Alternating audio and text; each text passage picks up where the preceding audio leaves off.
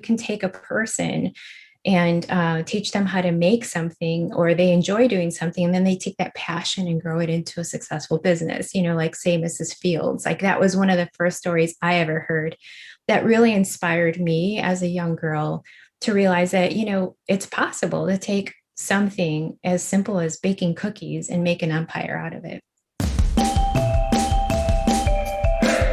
Welcome to Inspiration Rising. My name is David Trotter, and I'm a business growth consultant. I'm passionate about helping business owners, just like you, rise above your biggest barriers to reach your greatest goals, all without the paralyzing overwhelm, feeling all alone, or wondering what the heck to do next.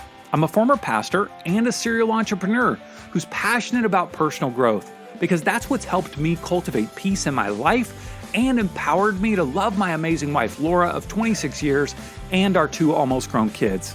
So if you're all about business, personal growth, and peace in your life, you're in the right place. I'm super glad that you're here. Hello, friends. Welcome back to Inspiration Rising. Hey, if you missed the last episode, 194 with Inbal Claudio, I'd encourage you to go back and listen to that because I think it actually is a great segue into the conversation that I'm presenting to you today. With Inbal, we talked about the idea that she has, not just an idea, she's actually making this happen. She's launching it summer of 2021 called Like-Minded Collective, where she will take basically people who have a brand or a small business or an influencer and put them all on one platform so that you can network with one another, specifically for you to take your product, get it into the hands of an influencer so that they can then share it to their audience. Well, today we're featuring a conversation with Maria Laurin. She's the owner of Willow and Bee.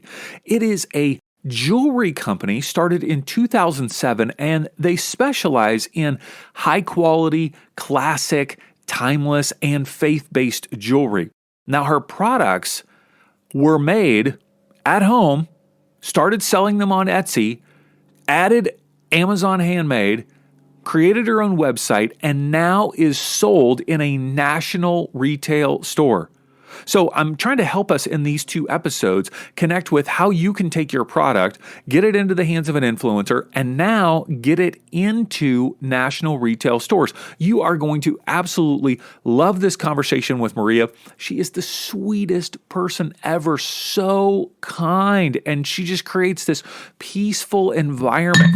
I just spilled water all over my desk and my gear. It should be okay though. All right. Oh my goodness. This is just real life. I just got so excited about Maria and like what she's doing that I knocked over the water. Okay, we're good. All right. So, make sure you check out Maria's jewelry and her podcast, Handmade CEO, which I had the honor of being featured on. Super thankful for that.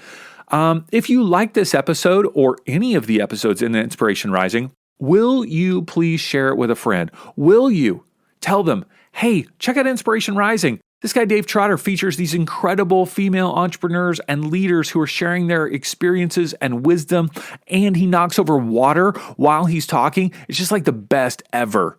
Yeah, it is. Tell them to check it out on their favorite podcast app. Search Inspiration Rising, click subscribe, leave a review. I'd love it. Hey, okay, I got to clean up this water right now. You guys are awesome. Let's jump into my conversation with Maria Laurin. Well, Maria, thanks so much for taking some time to hang with me today. I appreciate it. Yeah, thanks for having me.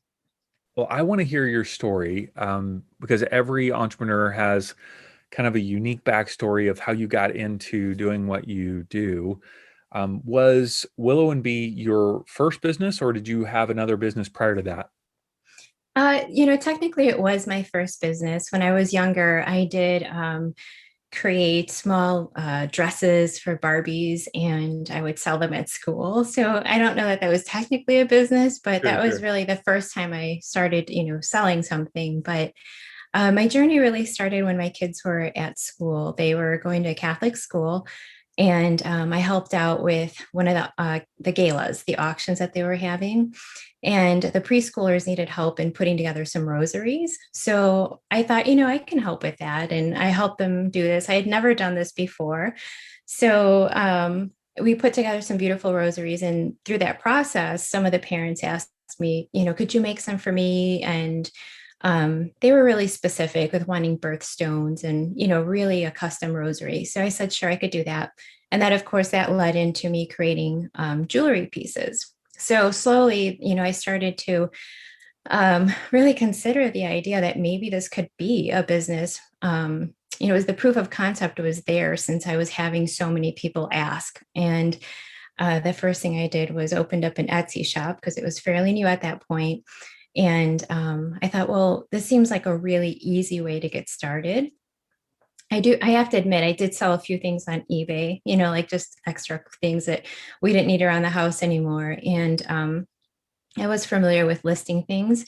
So this seemed very similar. You took pictures and you listed things. And one of the first things I sold was actually just a rosary that someone said, can you make this for me? And I said, yes, but will you buy it from Etsy for me? And they said, sure. So that's kind of how we got that, going with that first sale. And of course, my friend left a raving review, and I thought this was perfect. So that's how I got started. But, it was a little shocking in the beginning because First Communions are very seasonal. The majority of them take place over the first few months of the year. So I did not realize this. So come like June, July, August, everything was so quiet. And I thought, boy, what am I doing wrong? I thought maybe I was listing things improperly, not tagging them correctly. And, I started learning more about SEO. And then I came to realize, what, it's a seasonal product. And so it gave me, a lot of time to do other things. But it was great to understand that, it was a seasonal thing, because it would have been really easy to throw in the towel after months of no sales.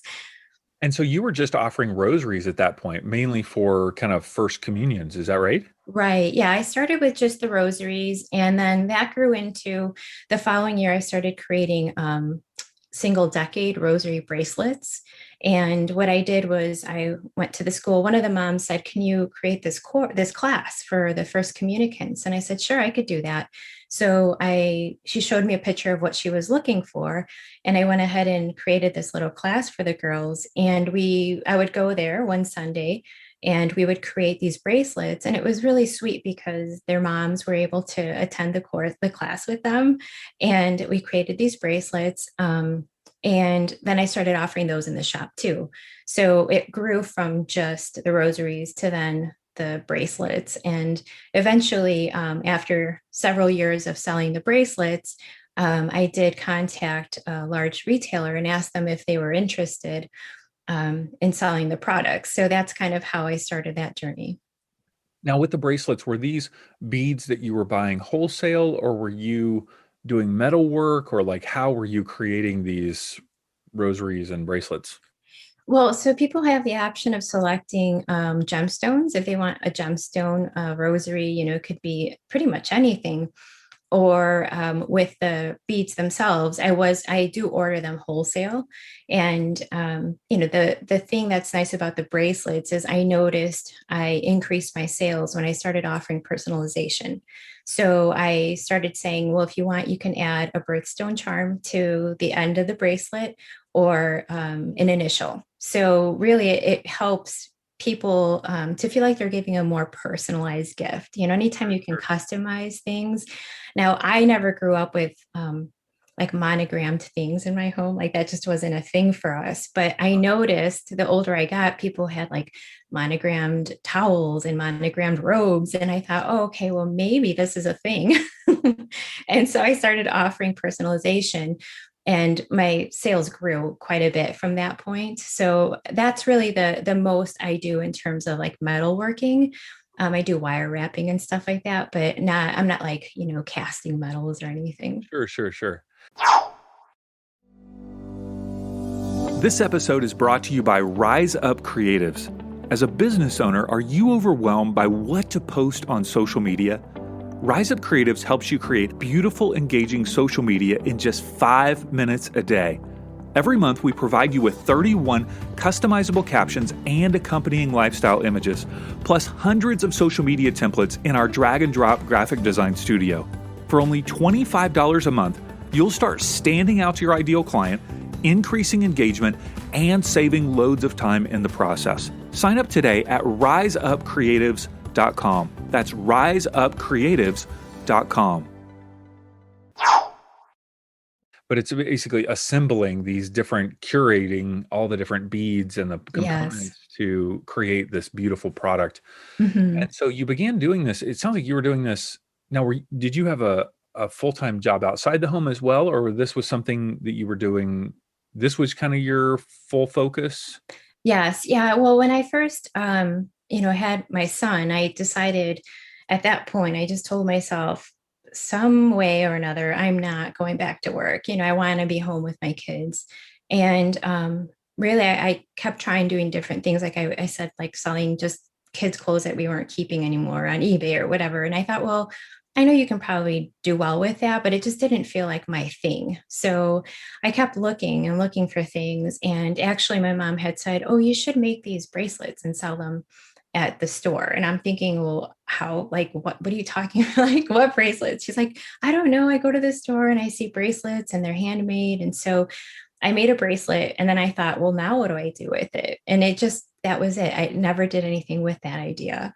So fast forward to when the kids were in school and that whole gala event presented itself, I realized, this is something I can do. I had the experience from my one bracelet that I made, Oh, yeah. and I realized I could do this. This is something I can do. And I saw the demand there. So I thought this is something I'm just going to go ahead and try and see where it goes.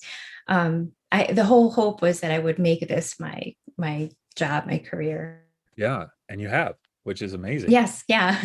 Yeah.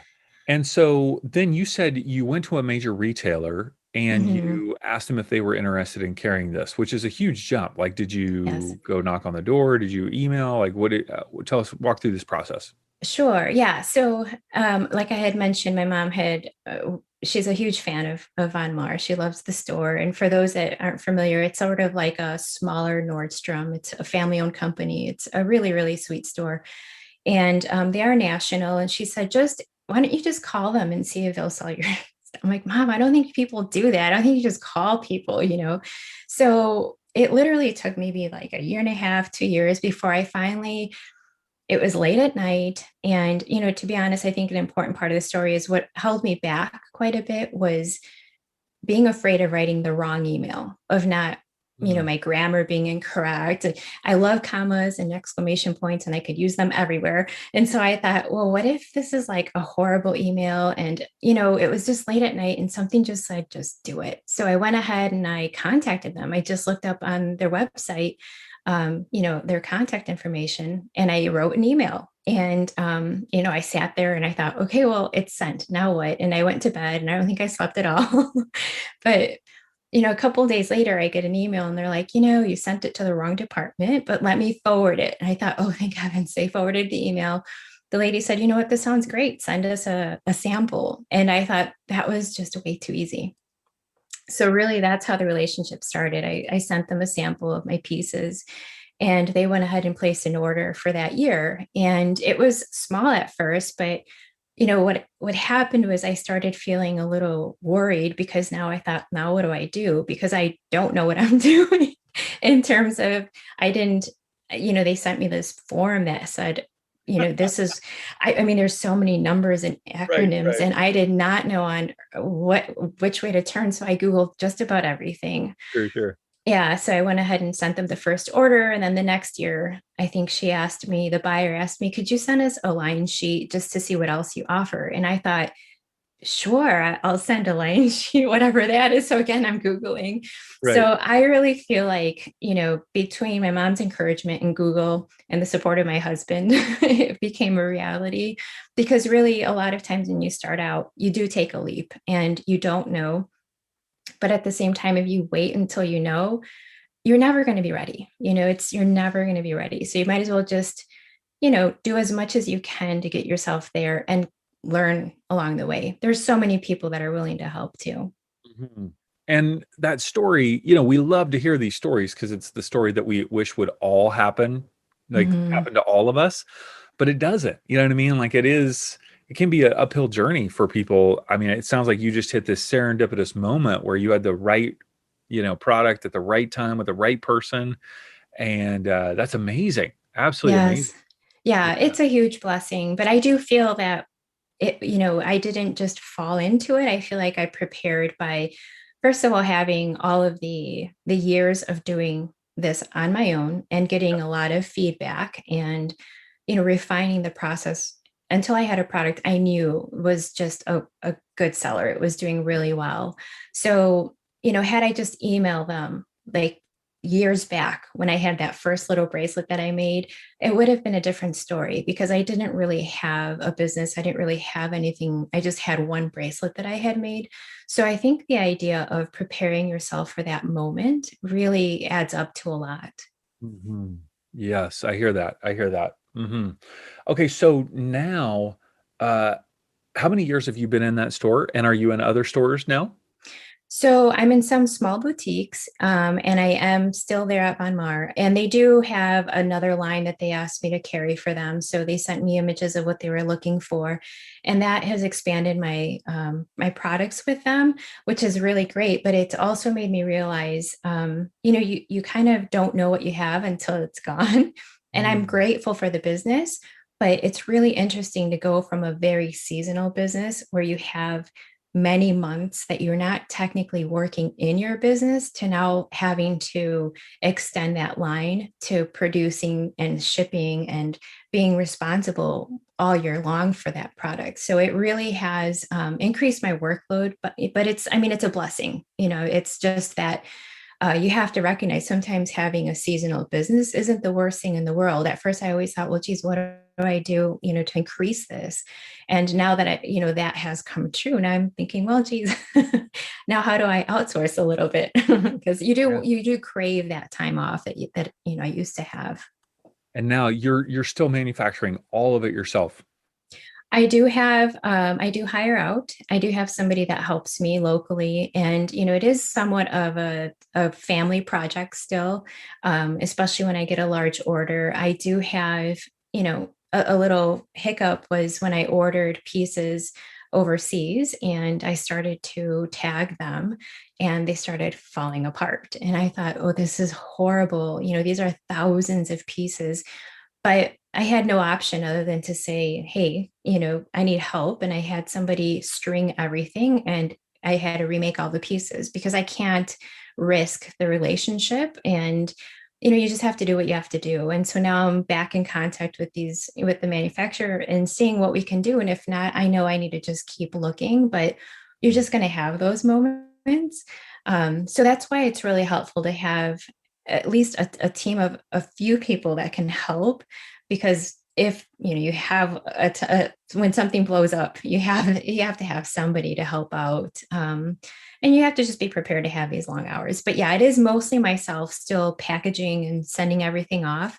I do have part of my line is created overseas for me, and then I do have somebody here locally that helps. But I just need to grow this at a pace where I can handle and not hire too many people that are just sitting idle. Sure, sure, of course. Um, Willow and Bee, where did you come up with this name? So it's my favorite tree is a willow tree. I've always loved the branches. They seem like a mom to me, always hovering over. And my kids used to play in my mother-in-law's willow tree all the time under the branches. And my daughter and son and I, anytime we were in a car, we would say, "Oh, there's a willow tree," and of course, there was fights in the back about who spotted it first and whatever. So I've always liked that name, the willow tree. And my daughter in particular always helps me, and she's just so busy, always like a little busy bee. And so somehow the two names came together, and I said, "Hey, Nadia, what about Willow and Bee?" She's like, "I like it." So that's how we came up with it. That is so fun. Very fun. You seem like such a sweet person. Like you seem like just like super nice. Like Oh, thank you. is that I'm assuming that's like just you've always been this super nice person. Oh, thank you, David. Yeah, I try to be. I feel like the hardest part, especially when you're starting in business, is It feels lonely and it feels like there isn't a lot of answers out there for you. And it feels scary, to take that leap.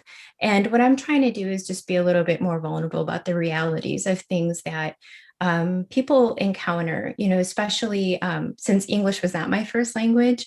And I don't know if I think I must have zoned out a lot in school. So I feel like a lot of those things that held me back in the past were things like I mentioned before, like, am I going to write this properly? Am I going to word this correctly? So my husband is always my proofreader and, somewhat editor for me. But at the same time, I thought, you know what, there's no shame in getting Grammarly. I'm not saying it's the fix all, Yeah, it's great. but yeah, but there's, I can sit here and always worry about, how are things going to turn out? Or I can just do things and then, use an edit if I have to or whatever. And so, yeah, so I think the more real you are, the more honest you are about things, it helps people to not feel so alone and as if you've got it all figured out. Because that's always hard to seek advice from somebody who feels like they have it all together, and then you feel like, well, I'm going to look really silly or whatever. So I think it's just important to be genuine. Mhm. What other languages do you speak? Spanish. And I learned French in high school, but that's one that's just not stuck very well Yeah, yeah. since I don't use it regularly. And I was trying to learn Italian for our trip to Italy last year. That never happened. So maybe this year we'll go and I'll keep So trying to you learn. grew up speaking Spanish. Yes. Yeah. That was my first language. Wow. Okay. I mean, you have like zero accent at all. Like Oh, that's crazy. yeah, Yeah. I have an older brother, so I think that helped. Between the two of us, we always spoke English to one another, and then we spoke Spanish to my parents. So I feel like that really helped. And then, of course, TV was always in English, and everything else really was in English. So, now I think my Spanish is pretty good, but there are some things that I speak Spanish like in terms of what we learned at home. Okay. So when I was a banker back in the day, I could not speak mortgages in Spanish. Oh, I yeah, thought, yeah. oh, these are words I never learned at home. Yeah, yeah. Mhm. That's awesome. My wife Yeah. speaks Spanish, and she actually, when she started teaching kindergarten, she taught in Spanish. Like she taught them how to read, write, do math in Spanish. That was back in the day in California where that was kind of a thing. Right. And so her Spanish, I'll try to get her to engage with something, and she's like, I don't know that word. Like that's just too, like it's a different category. Like you said, like mortgages or Yes. something. Like I don't know that. Yes. Right. Yeah, that's funny. And so one of the things that I love that you've done is that in an effort to help people grow in their own businesses and not feel alone, you've launched a podcast Mhm. and kind of your own blog slash podcast. Tell me, I mean, I just assumed the reason why you did it. I mean, help me understand exactly why you did it and what that's all about for you. How that kind of goes along with the business because that's like it could be a business in and of itself. It's a lot of Right. work. Yes. Yes. Yeah. Yeah. Yeah. It is a lot of work. The idea behind the podcast was I have several people that have asked, and they'll have questions about how to start an online business, or some of the conversations that I've had also are, somebody who maybe is in a multi-level marketing type position. They ask me like, well, how do you start your own business? Because I feel like the important thing to remember is when you have your own business, at the end of the day, 10 years later, 15 years later, you could sell it if it's yours. But if you're working for somebody else and you're investing all this time, energy, money, or if you're just, market what did I just say there? Level marketing, like Yes. direct sales. Yeah. Yeah. It Mhm. direct sales. Yeah. You can't like up and sell that in Right. 10 years from now. So my point is, why not invest that time into something that's completely yours? And after having people ask me, I thought, you know what, why not inspire others with the stories of how people get started? And really part of that stems from the idea that a lot of the people that have asked me, like, oh, what do you do? And I say, oh, I have a jewelry business. And, they kind of look at it as like a cute hobby of mine.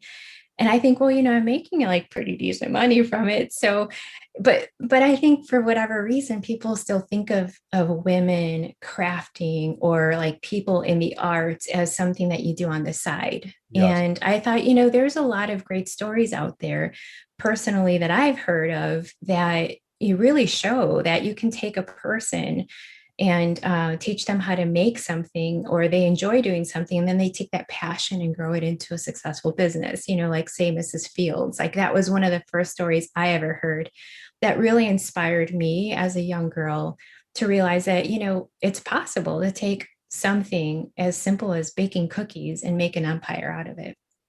And I feel like if you could motivate somebody and teach somebody how to do this on their own, you can teach them how to replicate that process over and over and over. So that's the whole point, is to inspire people, to give them actionable tips, and then also interviewing experts that have already learned the shortcuts that can help to just minimize the time lost in trying to figure it out on your own. Because as a Mm-hmm. business owner, you've got so many things you're doing. It's just so important to hear those experts and to take the shortcuts when possible. Mm-hmm. Yeah, Handmade CEO podcast. I didn't Yes, mention the name. Of course, we'll have all the links to everything in our show notes. But yes.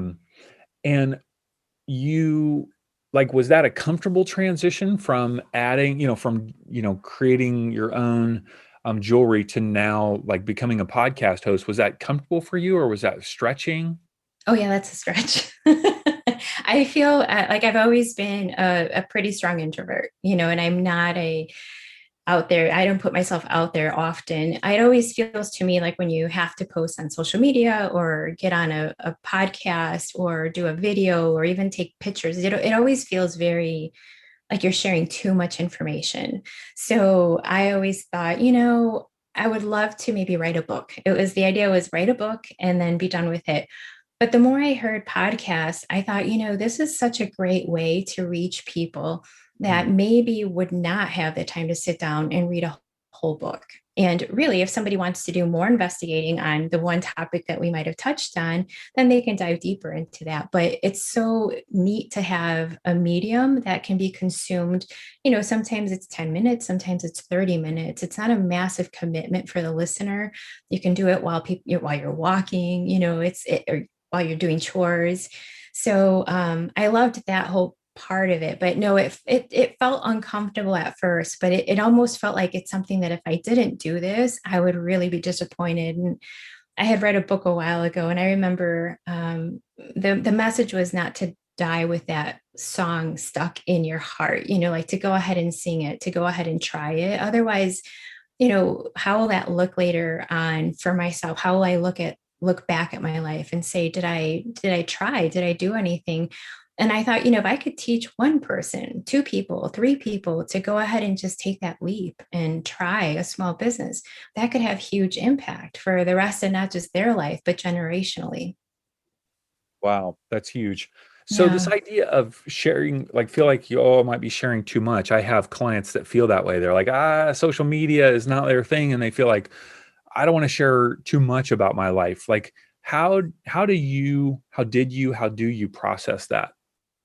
Well, so I started looking at it the same way as I started to view things more of the way I feel as a consumer. So when I am on social media, I'm reading about whether it's a mentor or whoever it is that I follow, I read all these things that they post, and I don't ever say to myself, oh, they're sharing way too much, or I don't ever say, geez, this is like the second post I've seen today. So I thought, well, what would make it any different for me to be posting it if it's not, like a bragging post, or if it's something truly where you're serving. I don't feel that anyone's going to look at it and feel like you're sharing too much information. And I feel like it helps to have a plan. If you know what you want to post and how often you want to post, I feel like that helps, because now I'm only filling out the things that I'm supposed to do for the week.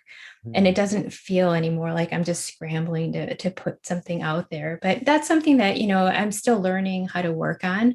Yeah, I feel like right now, especially since it's my busy season, it's hard to stay consistent with those things, but it's definitely something that I feel everybody needs to do because your content isn't seen by everybody on every platform all of the time. That's So very true. yeah, so it's better just to put something out there. Otherwise, your things won't ever get seen. And what's the point of creating if you're just not going to, like, as a person who creates content or a person that creates a product, a lot of times we make these things and then they just sit there, never seen again. So you need to kind of be a promoter more than, a creator. Like you almost have to create as much content as you create pieces. Yeah. Yeah, that's interesting. Um, Most people that get into business, they get into it because they like whatever it is that they're doing.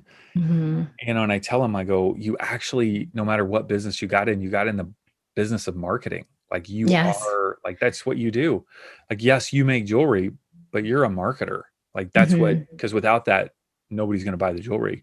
Exactly. Yeah, very true. And I think that getting over that feeling is just try and look at it the way that you see yourself as a consumer. If you Love don't that. feel, yeah, if you don't feel like, you're being bombarded by too much information from other people, chances are people aren't viewing you the same way. Yeah.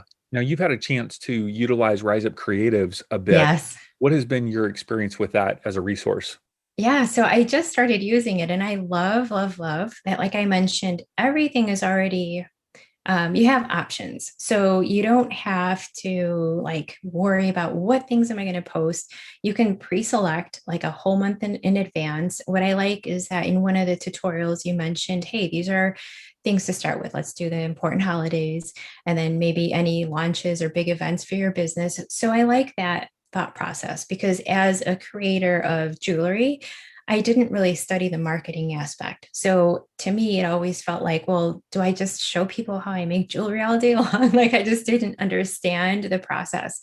And through the Rise Up Creative program, I'm able to see, oh, wait, you know what? There's so many options for what you can post. And rarely is it just product based. It's not about my products. It's really more about who I am, why I'm creating, and the things that I'm putting out to the world.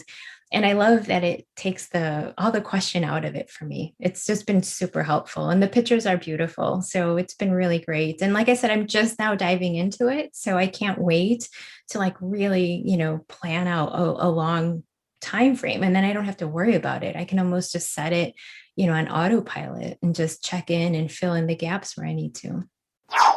Have you heard about the new Clubhouse social media app? I know, one more app to deal with, but this one is very different. I think it could really help you grow your business. Now, to help you understand the basics of the app and how to leverage it for your business, I've created a free video called Clubhouse 101, and you can watch it at insporising.com/Clubhouse 101. I'll show you all the screenshots from the app, how to use it, and the 5 ways that I believe are the secret to growing your business in 2021. Check it out. It's absolutely free at insporising.com/Clubhouse 101. I love it. That's so good. Yeah. Um, what is your next step in terms of your business or life? You've got Willow and Bee, you've got Handmade CEO. What do you feel like is next for you? So with Willow and Bee, I want to do, I'm creating a subscription box. So what I would like to do, and I haven't figured out the exact details yet, but it would be, I think, a quarterly box. And I'm even thinking there could be one that is just tailored to First Communions because there's so many things that go into that big day. And so I could easily create something that would help alleviate some of the stress of finding all the little parts and pieces that go into that, First Communion Day. So that's one of the ideas. And then the subscription box would, of course, be, maybe for older, maybe people like my age, women of my age, or I could even do one for little Old women, girls, just old old. women. Yeah, you're so old. But with the idea too is with the will and be the pieces that I do create for the little girls for the first communion pieces. What I like about that is that in the classes that we have, they're able to create a piece that they're so proud of. Like usually girls can be super creative, they create things, but it doesn't look, I think, the way that they envision it because they don't have the ability to create, in that way. So with the kits, everything comes predetermined for them. And so they're really proud of what they've made. And one of the biggest things struggled with when my daughter was younger was, are they putting things in their mouth? Is it safe for them to be wearing these pieces? So I would love to offer a box just for girls that age that would be safe and also have quality pieces in there, sterling silver, things that are not bad for them to be wearing, and nicer pieces. Maybe they could wear these things for Easter, holidays, things like that. I could envision you shooting a video of like teaching the class, right? Because you're saying they're ordering these kits. Like you could have Yeah. at a church of 15 kids that are all participating, and you're leading the video tutorial up front. Yes. That would be Yeah. that would be great. Yeah, so I'm doing that for this year's first communion class only because we can't get together right now. The hard part is then I need to take the kits and complete them because I've got the special pliers to complete them. Okay. But I'm wondering if I couldn't do something where it would be more of a stretchy band that they could tie. I think that would be possible. But yeah, that's the hope is to, encourage these little girls to be creative and to make something that they enjoy wearing. And the beauty of it is that this bracelet usually can be worn from second grade all the way through graduation. So I've had people send me pictures. I've been doing this long enough now where the girls have worn their bracelets for first communion in second grade, and then they wear it again for graduation because it has an extension chain. So it's really, really neat to see that one piece has been this, beautiful thing that they've worn over and over. That's so fun. And how about the Mhm. podcast? Where do you see that going? With the podcast, my hope is to create courses to help people to get out of their own way and just go ahead and try it. Sometimes you have questions, and that's what prevents you from taking the leap. So, I already have a mini course that I started. I have to just actually put it, together and out into the world.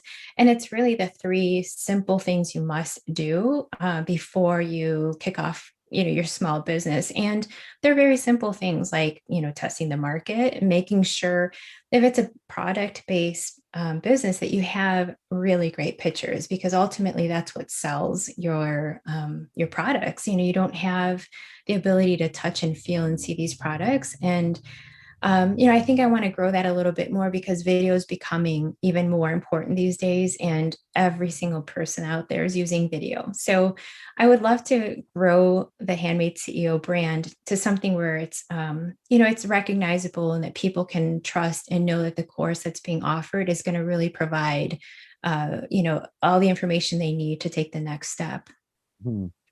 I think about one last question, circling back to Etsy, because my guess is you probably don't sell on Etsy anymore because you have your own website. But I have some clients that are kind of making that transition from Etsy to their own website. Like, what are the pros and cons of Etsy versus your own website? Yeah. So actually I do still sell on You do? Etsy and Okay. I'm also on Amazon Handmade. The way I see it is I have the ability to reach those clients as well as the Amazon clients. And for those people that find me through Google search, or if they see my products at Bon Mar and want to know if I offer other things, they might find me on my own page. The biggest benefits I feel to selling on a platform is that you have the visibility, and the amount that you're paying for that visibility is very, very small. So you aren't putting out major, massive ads to have a whole lot of people looking at your products.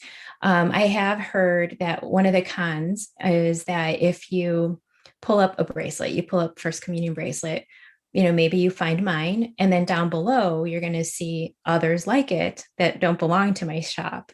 And I was actually having this conversation with my sister because she's going to launch her Etsy shop. And she said, yes, but don't you share the views then? And I said, yes, but here's the thing. Somebody could look up mugs because she makes these really cute mugs and they might find yours down below. So it works both ways.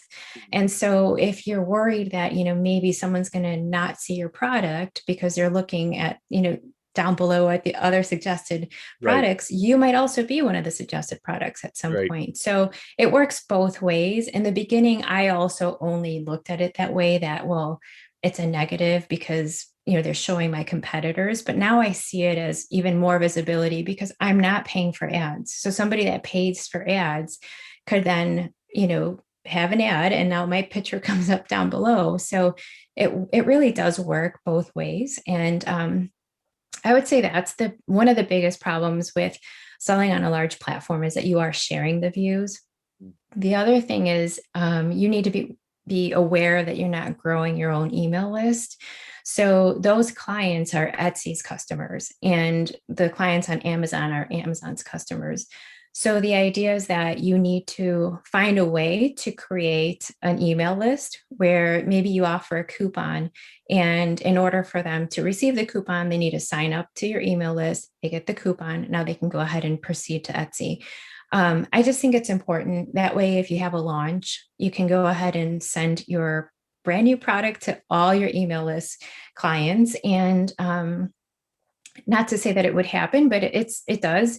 If for some reason you receive negative feedback or there's any issue and Etsy decides to close your shop, which I've heard of happening, now you're at square zero, you're square one, you're back to, you're in the negative because you don't have any customer base. All your customers lived there on Etsy or Amazon. So I think it's super important to start an email list where you can reach these clients.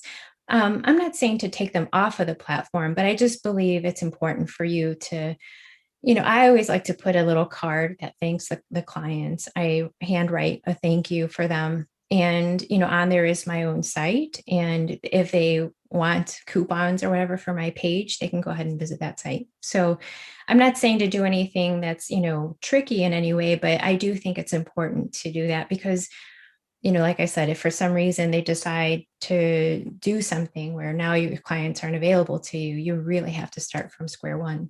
Right. All right. Good stuff. Yeah. All right. So we've got Willow and BEE. Yes, I said that right. .com and handmadeceo.com, which are just two great URLs. And we'll put all the links to your social media and all the things in the show notes. So Maria, thank you so much for just sharing your story and your wisdom. You have just, you've shared so much great wisdom today. I really appreciate it. Oh, thank you, David. Thanks so much for having me. Hey, congrats on listening to another episode of Inspiration Rising. Why congrats? Because you're pouring education and inspiration into your mind and heart. And that's something we all need if we're going to grow our businesses and reach our goals in life. Now, if you enjoy Inspiration Rising, do us a favor, share it with a friend. Take a screenshot of your favorite episode and text it to them. Tell them to search for Inspiration Rising on their favorite podcast app and click subscribe.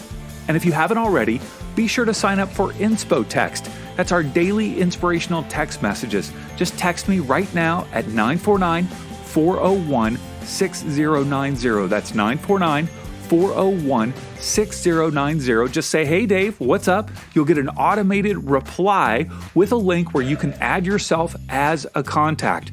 And of course, you can always unsubscribe. I want you to know today that you're inspired, empowered, and loved. Not because of the way you feel or what anyone else says about you, but because that's your true identity.